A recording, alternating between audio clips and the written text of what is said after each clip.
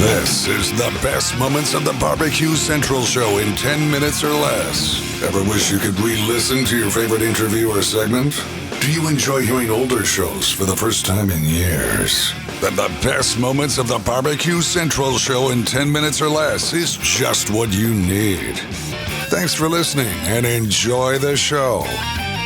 Greetings, everyone. Welcome to another edition of the best moments of the Barbecue Central show in 10 minutes or less. Today's show is being brought to you by Crawford's Barbecue Products. Check them out over at crawfordsbbq.com. Today's show, doubleheader, Mr. Rod Gray, Pellet Envy. Originally aired July 17th in 2012. Greg and Rod talk all things Hall of Fame, Wagyu, little of this, little of that. You're going to enjoy it. Here we go. Let's get to it.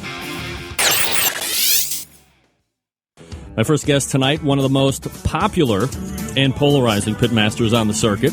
It's been a little while since he has checked in, so I figured time to play catch-up, see what's happening in the world of Pellet Envy. So we go ahead and race over to the hotline and pull up a longtime friend of the show, Rod Gray. Rod, how are you, buddy? I'm doing good, Greg. How are you, buddy? I'm doing absolutely fantastic, Rod. I always appreciate you taking time for the show. I know you're very busy. And a lot of different points and topics that we're going to be covering here tonight. So fasten the seatbelt, if you will, as we bowl through these over the next two segments. All right, so last time we talked, I believe you had started to mention that you were making a bridge over towards the Wagyu briskets instead of just what you're getting out of Sam's Club. Something that you're sticking with as you get back on the trail, or will you go back to how you were cooking prior? You need to look at your notes. I gave that stuff up last year ago, May. I'm cooking regular old choice grade brisket.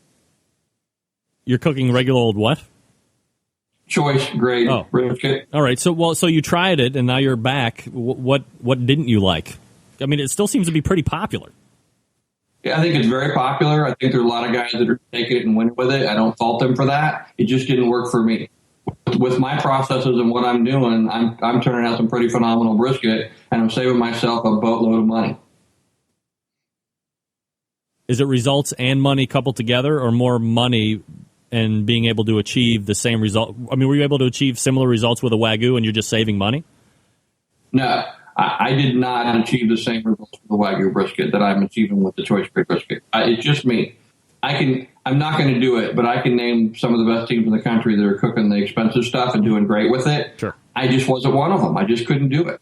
And I don't fault those guys for if that stuff propelled me to the winner's circle every weekend, I'd be buying it too. I just couldn't get it dialed in. It just wasn't working for me personally. Rod Gray joining me here on the show. You know, when you first started cooking, you were running a pair of FEC 100s. Now it's straight Jambo. You won a lot of competitions with the FEC cookers, as many teams do, and many teams are still doing. How do you I mean, obviously, there's a very simple answer to this question. I'm not actually looking for that. I'm a little smarter than that. But how do you compare and contrast the two cookers since you have used both extensively? Where's my laugh track? I wanted to hit it during that. But here, I get this question a lot. Here's my answer. Yeah. I would turn the thing about a pellet cooker, about an FEC 100, or actually mine were FE 100s. They were predecessors to what's out there now, and I liked them a lot. But the best thing about them was consistency. I turned out the same product week in and week out. Fabulous stuff. But on my best day, I wasn't as consistent on a pellet cooker as I am on the Jambo. And what I mean by that is I consistently turned in a really high-level product off the FECs, but guys cooking on a stick burner were turning in some average stuff that was beaten. So it just got a little frustrating. And actually one day I realized no one has ever been the national team of the year cooking on pellet-fired pits. And I thought, you know what? If you can't beat them, join them. It was a new style of cooker. It was an offset. I got a whole lot less sleep. You can tell what it's done to me. But it was worth the switch, and it was a new challenge for me. And, you know, first time out with it at a contest, I won on it, realized that my recipes would translate, and away we went. And 2 years later, we were the national team of the year. So is it just consistency that the Jambo was giving you? I mean, you see them all around even more and more. They became very popular after that first season of Pitmasters when Jamie Geer was on there and was able to really kind of talk about it, and you saw how sexy they were. But look, I mean, strip away all the sexiness and the big boobs and the great ass on those things. They must be just phenomenal cooking machines. Actually, when people approach me and say, talk to me about a pellet-fired pit versus a stick burner like a Jambo, here's what I say. I used to play golf in a younger, more svelte body. And cooking on a Jambo is like playing a perimeter-weighted iron. You hit a bad shot, it helps correct it, and it flies down the fairway pretty decent. Compared to a blade, which if you hit it flush, you hit it on the nuts, it's going to be a great shot. But if you don't hit it properly, it sprays all over the place. Cooking on a pellet pit is like hitting a blade, a perimeter-weighted club, and cooking on a Jambo is like hitting it's like hitting a blade. You can do more things on the Jambo. Let's use last weekend as an example. I think you already mentioned it. Maybe a guy at 9 a.m. on Saturday morning gets DQ'd for taking his meat off site. He goes into Sam's Club, he buys all new meat. He starts cooking it after 9 a.m. and he finishes fourth. Brisket, ribs, pork, and chicken, and he finishes fourth on the Jambo. There's not a lot of pits you could do that on. Rod Gray joining me here on the show. Before we go to the first break here, Rod, is there a cooker out there right now that might not be as well known by most folks that could be poised for the title of like the next best thing that you know a lot of people inside, outside the industry. Is there a cooker that you're hearing about that might be like the next big cooker that could be upon us in the next 6 months, year, 2? Well, I got to answer that in 2 parts really quickly. The first part is it's not pit. It's the cook. Once you know your pit, you cook on anything. In my opinion, to answer that question, I think we're on the horizon of seeing a gravity-fed charcoal pit really dominate, probably. I think something like that new Rebel that's out of the St. Louis area might be the next big pit to cook on because it gives you some convenience, but it's not requiring electricity and pellet-driven, motors, things like that. I think that might be a great combination between a stick burner and a pellet pit. However, I'm going to tell you right now, a Jambo is just a really, really hard pit to beat. And we are chatting with Rod Gray from Pellet Envy. Rod, thanks for hanging with me through the break there. No problem. Let's stay on pellet cookers just for a second, because we're kind of back and forth on that. There's been quite an explosion of pellet cooker options available, over the last couple of years in the market right now, especially, like I said, over the last couple of years. I'm not going to ask you if they are some form of cheating, per se, when we talk about competitions, but do you think it's important for any pitmaster to have some semblance of real fire management within their barbecue career at some point or another? To put in your request for a future show, please contact John Solberg via email at johnjon@bbqcentralshow.com. Hey, before we get into the second segment, let me take a minute to tell you about Crawford's Barbecue Pit Spritz. Pit Spritz is all natural and gluten-free. Pit Spritz keeps your meat super moist during the cooking process. The Peach Pit Spritz adds an amazing sweet peach taste to your barbecue. It's great on all meats, and it does exceptionally well with pork. All you need to do is screw the included trigger sprayer onto the 16-ounce bottle, and you are ready to go. Crawford's Pit Spritz also works great as a wrapping liquid, helping you to bring your barbecue home. Get all the details on Crawford's Pit Spritz over at crawfordsbbq.com. Be sure you use the coupon code GREG at checkout for 10% off your entire order. That's GREG, G-R-E-G. Do you think it's important for any pitmaster to have some semblance of real fire management within their barbecue career at some point or another? Does a NASCAR driver have to know how to rebuild an engine? Well, I bet 90% of them probably know how to. I don't know that. Do you really know that? I feel safer. I feel safer saying 50% probably. Okay, well, they might wear hair gel. Pitmasters know how to run a fire, so I think we're there. It doesn't matter. It's not about fire management. It's about winning barbecue contests. However you can get there, as long as it's legal.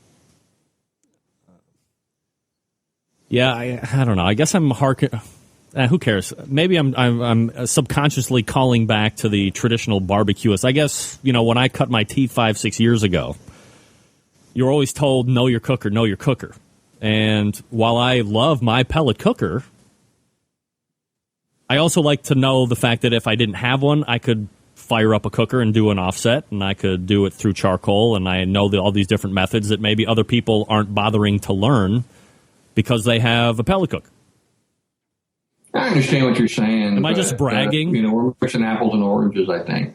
Winning a barbecue contest is about cooking good stuff, but knowing how to run a proper fire, I'm not sure that's a big necessity. All right, so if it's not if it's not that big of a necessity, and less than 50% of NASCAR drivers know how to rebuild engines, are you opposed to allowing any and all cookers into barbecue competitions at this point? Should KCBS just open the floodgates and let the propane cookers in and the electric cookers? If it's the cook and not the pit, why not? I'm not opposed to it. I've never have been. You have me on record if you can find it in the minutes, and I'm not opposed to opening the floodgates and cooking on whatever. Run what you brung, baby. That's all I care. What do you think the holdup is? Are they so stuck in traditional ways in some forms and fashions that they won't allow it? I mean, does that just get killed immediately down in a vote? Yeah, pretty much. There's still a lot of old guard on the KCBS board. There's a few young guns there, but for the most part, it's just not going to happen with the current group. Does it seem a tad... I'm sorry, you're talking and I don't even have you on screen. Does it seem a tad hypocritical for the old guard to not let propane cookers in, but I can go plug in my pellet cooker and set it at a temperature and not be able to tend fire? Forget the fact that we're kind of skirting those rules because it is using a form of wood for fuel. Or if I'm using charcoal and I'm using a barbecue guru or a stoker, I mean, that's not necessarily causing me to learn or keep up any type of tradition. It seems a little hypocritical of me if you're not going to let one in. Why are you allowing a pellet cooker and a guru? Well, I agree with you, and you have to know a little bit about the history. Remember, the guy that proliferated pellet cooking actually sat on the board as they were really being brought onto the scene. And so with his help, they found a way to put pellet cookers into play. Had it been a guy that was developing a gas-fired pit, for all I know, there'd be gas-fired pits on the circuit right now, but that's not how it happened.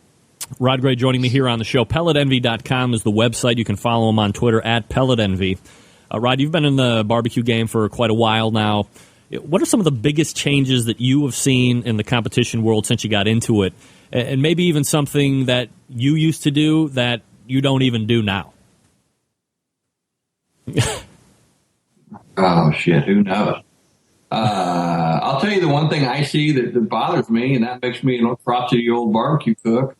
I'm tired of seeing the young guns holding the number one sign up when they win a trophy at a barbecue contest. It's like, really? You're number one of what? Of that category on that day? It's a damn long season, fellas. Act like you've been there before. Is there a little classlessness that's happening during award ceremonies, do you think?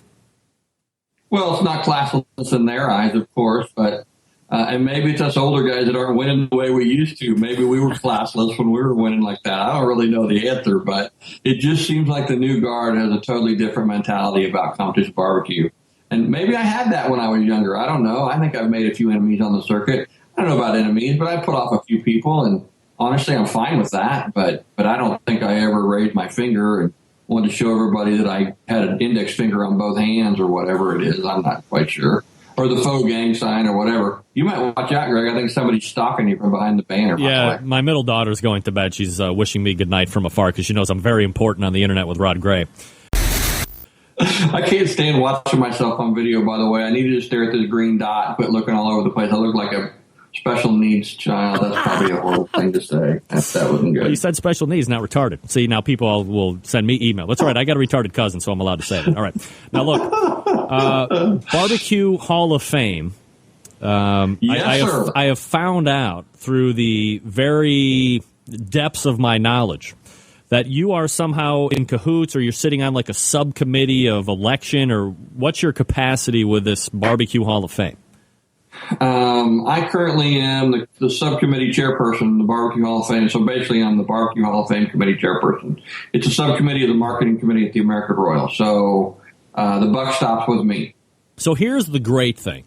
It was finally picked off the internet in that ridiculous, like, limbo state that it was sitting on as like just an internet site. that I think was run by Ray Basso or whatever, who runs a horrific forum. Anyway, now you have picked it off, and you have going to be putting in brick and mortar. You have people going in. What was the impetus of actually getting a true barbecue Hall of Fame going instead of just leaving it online? Well, it was dying a slow death online, like you said. Now, look, I'm going to give Mike and Ray a lot of credit. They thought it up. They founded it. They got the ball rolling. They had 7 inductees go in, and then I think in 2011, no one even nominated anyone for the Barbecue Hall of Fame. So it just seemed like time that we have a legitimate National Barbecue Hall of Fame, and where better to have it than at the American Royal, home of the only true barbecue invitational and the world's largest barbecue contest right here in Kansas City. And by the way, it's not going to be just because it's located in Kansas City, it is definitely going to be a National Barbecue Hall of Fame. And truthfully, we got a lot of help from Sterling Ball on coming up with this decision to do this. And so the Royal acquired the rights to it, and its new home is at the American Royal. All right, so we have a new inductee class going in, and it seems there's a criteria set: a pitmaster, a man or woman, industry/business, and then you have a celebrity going into. So first two I have zero problem with. Johnny Trigg goes in this year. I mean, what's the voting process? Is that, do you have the Competition Barbecue Sports Writers of America? Do they get a vote? Am I going to get a vote? I mean, how are you picking people going into the Hall of Fame? Just as a general, what's the process? Well, just know this. We needed to acquire that entity legally, and it's a lot slower process than a lot of people believe it is. So truthfully, there was no need to start picking candidates to vote on until we were acquired, until we were legally had the rights to it and things like that. So this year, a panel of folks who sit on the Barbecue Hall of Fame committee were the people who did the voting. We selected some people for nomination, several people in each of the 3 categories, and then we voted it out, and the winners came out on top, and they're being inducted this year. So the worst thing about it is this celebrity category. When is that going to get removed, and who can I forward a petition to? Rod, I'm telling you, it is such away right over here in the trash can. That is such a gray category. I mean, why the hell should Guy Fieri be in a Barbecue Hall of Fame? Guy Fieri or Guy Fieri, or I don't know what his name is. Why should he be in? That's not fair. Listen. Here's the deal. We want to make the Barbecue Hall of Fame legitimate. We want to make it a brick and mortar facility that people can visit in the future. Okay. And I'm not going to lie to you, it has to be a little bit self-serving. We want to bring people to the American Royal on Saturday night. All right. So the Hall of Fame induction ceremony is Saturday night. So we got 2 really strong, legitimate, traditional categories in the pitmaster and in the business and industry category. And then, I'm not going to lie to you, we need another category that brings interest to the Barbecue Hall of Fame, brings interest to the American Royal, and yet legitimizes somebody who is out. If you read what the Hall of Fame is about now, it's about the promotion of barbecue to Americans. And I'm just going to tell you, who better than Guy Fieri to promote barbecue to Americans? He's on the Motley Q team. No, he's not. They won the American Royal. Yeah, he's on there. No, he's there. He's there. He can't be there all the time. He has other commitments, but he's been there. When? Who'd you want? You want Bobby Flay? Who'd you want in that category? Bobby Flay would be better. Bobby Flay has TVs about barbecue. Bobby Flay has been seen cooking on barbecue implements. He would draw a bigger crowd than Guy Fieri. To me, now let me say this: I would like to have neither of them in. But if I'm picking between the two, I would rather have Bobby Flay. I would rather have Steven Reichland. I would rather have Dr. Barbecue. People that are actually, and I know they're not celebrities. If we walk down the street and it's me and you and Guy, I mean, nobody knows us, Rod. Let's be honest. Yeah. So I get it. And I hope that you can see our side of it in that we need someone who not only we put into the Hall of Fame for what they've done to promote barbecue in America, but also to garner some attention of who we're putting in and what we're doing, because that's important. Having done this, the National Barbecue Hall of Fame has brought some additional sponsorship dollars to the Royal, which makes us put on an even better ceremony on Saturday night. which in turn, ultimately, a lot of people don't know this, but the ultimate purpose of the American Royal is to raise money for scholarship youth who want to learn about the agricultural traditions and ways in the U.S. So it's all for good effort, and we'll just have to agree to disagree. I think Guy Fieri is a fabulous pick. Fabulous or not, he's in there. Anyway, that is the best moments from July 17th, 2012. Hey, head on over to CrawfordsBBQ.com.